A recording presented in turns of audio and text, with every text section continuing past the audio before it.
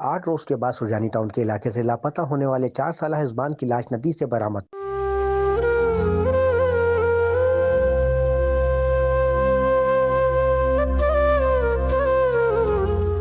बच्चे की लाश का पोस्टमार्टम करने में इंतजामिया की रिवायती सुस्तवी।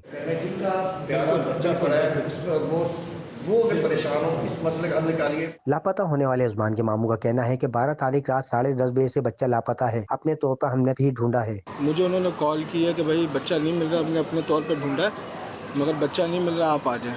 तो मैं फौरी तौर पर निकल के इधर आ गया हूँ। उस वक्त से हम बच्चे को तलाश कर रहे हैं। अपोजिशन लीडर हलीम आदिल शेख ने मीडिया से गुफ्तगू करते हुए कहा कि इधर आया तो पुलिस कह रही है एमएलओ नहीं आ रहा, एमएलओ कह रहा है पुलिस नहीं आ रही।